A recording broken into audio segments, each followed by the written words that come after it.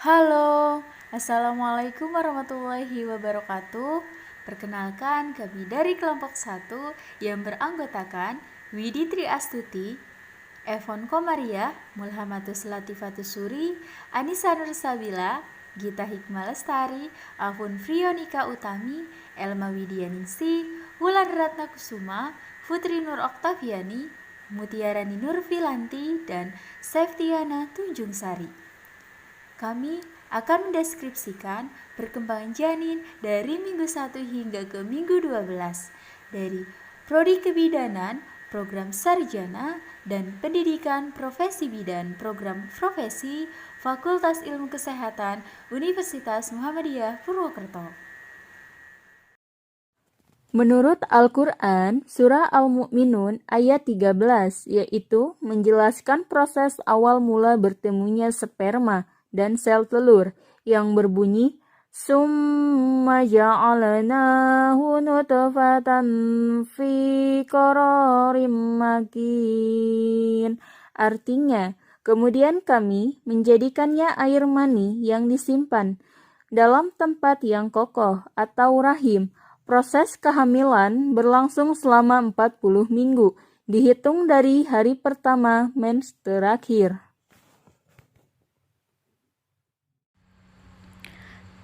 Terbentuknya embrio diawali fertilisasi atau pembuahan, yaitu saat sperma bertemu ovum di dalam rahim. Proses ini pun sudah dijelaskan dalam Al-Quran, Surat Al-Insan ayat 2. Bismillahirrahmanirrahim. Inna khalaqnal insana min nutfatin amsajin tabtalihi faja'alnahu sami'an basira. Artinya, sesungguhnya kami telah menciptakan manusia dari setetes mani yang bercampur yang kami hendak mengujinya dengan perintah dan larangan. Karena itu, kami jadikan dia mendengar dan melihat. Halo Buns! Pernahkah Bunda bertanya-tanya dan kepo tentang proses perkembangan yang terjadi pada janin selama di dalam kandungan? Faktanya, proses perkembangan janin merupakan hal yang luar biasa dan bisa membuat kita berdecak kagum loh Bun. Namun, tahukah Bunda, bagaimana sebenarnya proses yang terjadi di dalam kandungan dari minggu ke minggu usia kehamilan? Nah, daripada Bunda semakin penasaran, yuk kita bahas Bun. Tahap dan perkembangan janin pada kehamilan minggu pertama. Minggu ini sebenarnya masih dalam periode menstruasi, bahkan pembuahan tidak terjadi. Ini adalah minggu yang sangat awal. Jika Bunda sedang merencanakan kehamilan, Bunda bersikap seperti sedang hamil. Itu artinya Bunda harus mulai makan makanan yang sehat, minum vitamin untuk kehamilan yang mengandung asam folat, serta berhenti minum obat-obatan dan minum yang mengandung alkohol, merokok, serta makan yang tidak sehat lainnya. Sikap persiapan kehamilan tersebut sangat baik bagi perkembangan janin di awal kehamilan. Sikap tersebut juga penting untuk dipertahankan selama masa kehamilan agar perkembangan janin dari minggu ke minggu tetap sehat dan berjalan lancar. Dan proses perkembangan janin pada kehamilan minggu kedua. Pembuahan terjadi akhir minggu kedua, artinya periode menstruasi baru saja selesai. Rahim mulai membentuk lapisan endometrium yang mengental dan mengisi dengan darah. Siap menerima kehadiran janin. Ia menjadi tempat yang nyaman dan saluran makanan ke janin. Pada saat yang sama, salah satu dari ovarium berkembang dalam persiapan untuk ovulasi atau pembuahan. Sekitar 14 hari sebelum siklus menstruasi berikutnya, konsepsi terjadi. Ovarium melepaskan telur yang siap untuk dibuahi, lebih bawah tuba Fallopi, menunggu untuk saluran pasangan. Telur yang telah dibuahi membagi menjadi dua. bagian 30 jam setelah pembuahan. Sambil terus membagi, telur bergerak di tuba Falopi menuju rahim. Sambil terus membagi, bergerak telur di tuba Falopi menuju rahim. Setelah membelah menjadi 32, sel telur disebut morula. Tahap dan proses perkembangan janin pada kehamilan minggu ketiga. Pada minggu ini mungkin saja Bunda masih belum sadar jika sedang hamil. Kehamilan terjadi ketika sperma membuahi sel telur yang telah matang di tuba Falopi. Tuba Falopi adalah saluran yang menghubungkan ovarium ke rahim. Ada materi genetik dalam sel sperma dan sel telur yang telah dipecahkan menjadi ratusan ukurannya. Ukurannya itu dipecahkan sangat kecil, yaitu 0,1 sampai 0,2 mm, yang berubah menjadi blastosit yang masuk ke dalam saluran tuba dan kemudian ke dalam rahim. Setelah sekitar 5 hari, blastosit menempel pada rahim tersebut.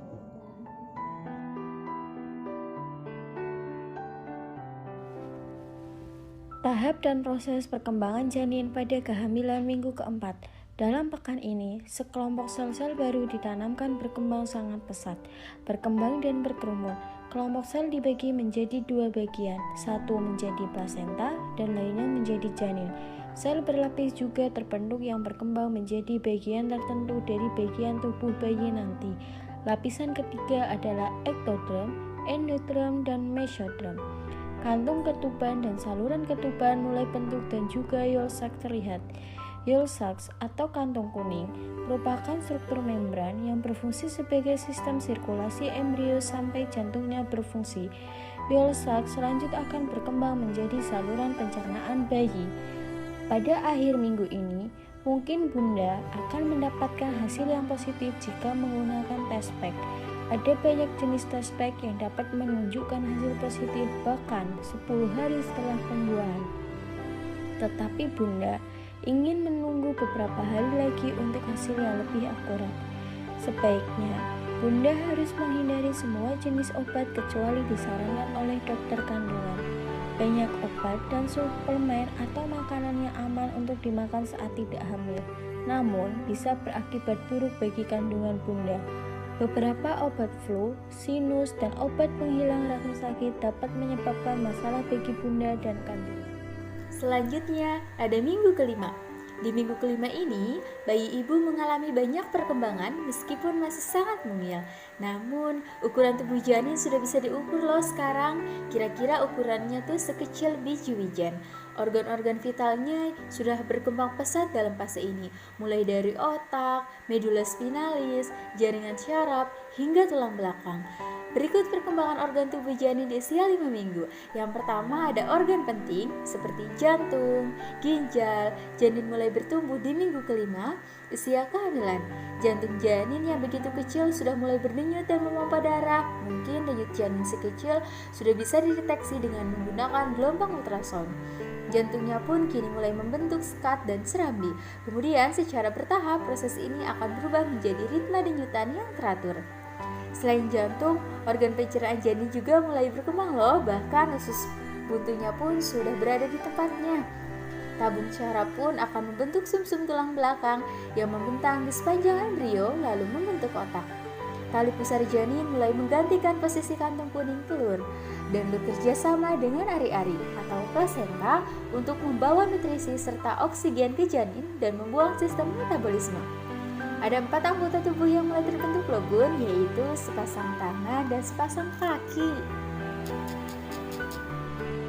Berikut ada ayat Al-Quran yang menjelaskan pembentukan janin pada minggu kelima loh, yaitu surat Al-Mu'minun ayat 12-14. Berikut ayatnya ya Bunda.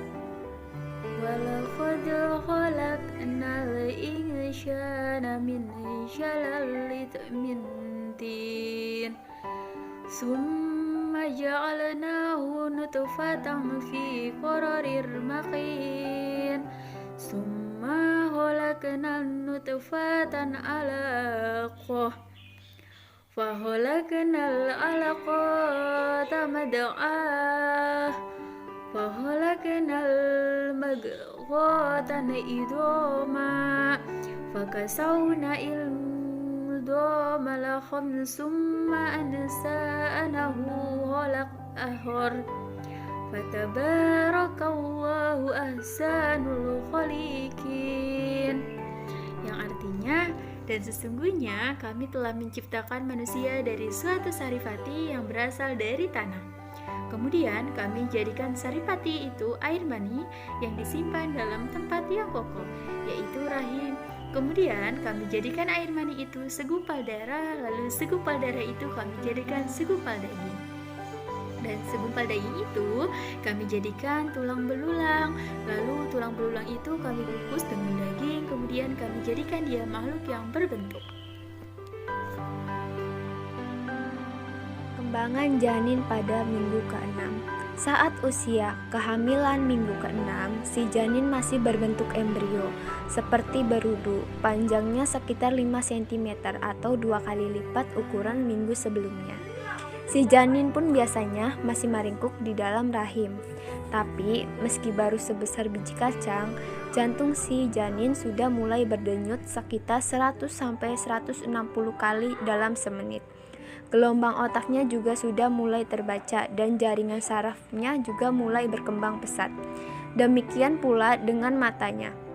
Selain itu, ibu akan mulai melihat beberapa tonjolan yang nantinya akan menjadi tangan dan kaki si janin.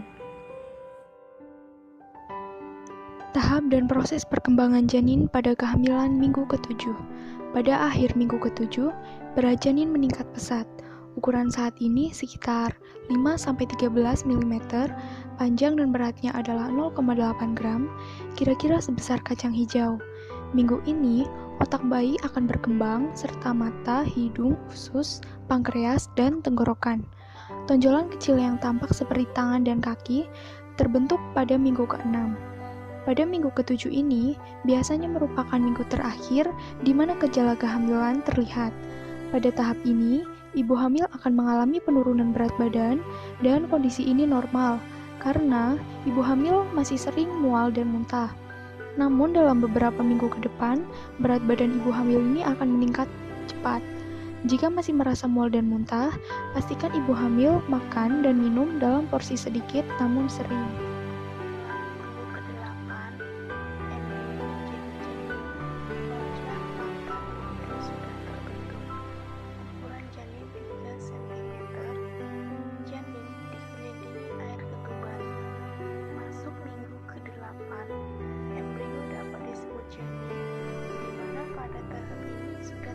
Wajah yang menyerupai manusia karena mata dan hidung sudah mudah terbentuk.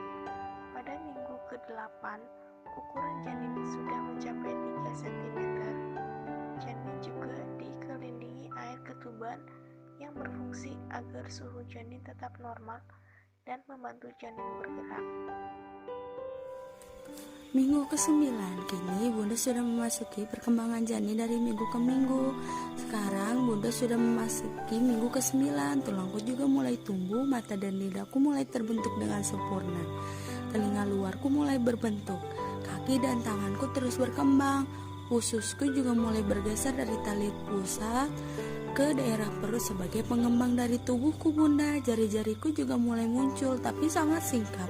Minggu ini ukuran janinku hanya 22 hingga 30 mm Bunda. Beratku juga 4 gram. Apakah Bunda sudah merasakan tidak nyaman di bagian perut? Sering sembelit. Hal ini memang sering terjadi Bunda saat kehamilan. Pastikan asupan cairan Bunda cukup. Dehidrasi merupakan penyakit yang sering terjadi Bunda pada wanita hamil. Karena saat hamil kebutuhan cairanku dan cairan Bunda sangat meningkat. Dan proses perkembangan janin pada kehamilan minggu 10. Sekitar minggu ini, janin sudah mulai bergerak di dalam rahim. Semua organ vital mulai bekerja sama. Pertumbuhan otak meningkat dengan cepat, hampir 250.000 sel saraf baru diproduksi setiap menit. Janin itu mulai terlihat seperti manusia kecil dengan ukuran panjang 32-43 mm dan berat sekitar 7 gram. Saat di USG, Bunda akan menali siku, lutut, pergelangan tangan, bahu, pergelangan kaki seperti tangan dengan jari-jari dan kaki dengan jari-jari kecil. Tapi karena ukurannya masih kecil, Bunda mungkin tidak akan melihat gerakan sama sekali. Dalam minggu ini, Bunda mungkin akan mengalami perubahan suasana hati. Mual, kehamilan yang dirasakan Bunda mungkin sudah sedikit berkurang, tapi bisa jadi belum karena dipengaruhi perubahan hormon yang kerap naik turun. Selama kehamilan, volume darah akan meningkat rata-rata kenaikan sekitar 50% sampai akhir kehamilan. Ini membuat pembuluh darah terlihat pada kulit. Coba perhatikan di bagian payudara, kaki, dan perut. Berat badan akan terus meningkat. Saat menemui dokter kandungan, berat badan Bunda pasti akan diperiksa untuk mengetahui apakah berat Bunda sudah cukup. Berat badan di bawah rata-rata mungkin merupakan tanda masalah tertentu. Misalnya, bayi berat badan di bawah rata-rata karena kurangnya asupan makanan dari plasenta. Selama hamil, sebaiknya Bunda makan dengan bijaksana. Pilihlah makanan sehat. Kenaikan berat badan selama hamil yang normal berkisar antara 12-20 kg. Tahap dan proses perkembangan janin pada kehamilan minggu ke-11. Minggu ini masih merupakan saat kritis perkembangan bayi. Mulai minggu ini hingga minggu ke-20, pertumbuhan bayi sangat cepat, dari 44 sampai 60 mm. Beratnya ada 8 gram sampai 14 dan 16 cm. Berat 260 gram pada minggu 20. Ukuran kepalanya adalah sekitar setengah panjang tubuh. Alat kelamin luar berkembang, namun masih terlalu dini untuk memeriksa jenis kelamin dengan USG. Cacat lahir atau kelainan dapat berbentuk pada awal minggu 10-11. Sampai minggu ini, plasenta belum mulai bekerja dan akan berubah dalam 10-14 hari ke depan. Bunda akan mengalami nafsu makan yang meningkat dan penciuman akan menjadi lebih sensitif sehingga akan terganggu dengan bau tertentu. Tahap dan proses perkembangan janin pada kehamilan minggu ke-12. Bentuk wajah bayi lengkap, ada dagu dan hidung kecil, jari kecil dan jari kaki sepenuhnya terpisah. Usus bayi berada di dalam rongga perut. Dengan meningkatkannya volume darah ibu, detak jantung janin juga meningkat.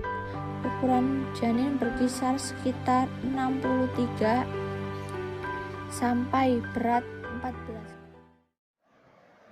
Kemudian, jika Bunda mengalami perubahan hormonal yang berpengaruh pada kondisi emosinya, hal ini memang umum terjadi. Karenanya, tak jarang jika Bunda akan lebih sensitif, mudah cemas, dan sering gelisah. Kesemua hal tersebut dari penelitian yang sama disebutkan bisa ditangani dengan bacaan Al-Quran. Dengan rajin mendengarkan bacaan Al-Quran dapat memberikan ketenangan. Karenanya, ibu hamil sangat disarankan untuk sering membaca Al-Quran. Ada sejumlah surah-surah yang secara tradisi disarankan untuk sering dibaca oleh ibu yang sedang mengandung. Di antaranya, yang pertama adalah surah Yusuf. Nabi Yusuf alaihi salam dikenal sebagai nabi yang paling rupawan dan berperilaku mulia. Dalam banyak riwayat disebutkan bahwa kerupawanan Nabi Yusuf membuatnya dikagumi dan masyhur di masanya.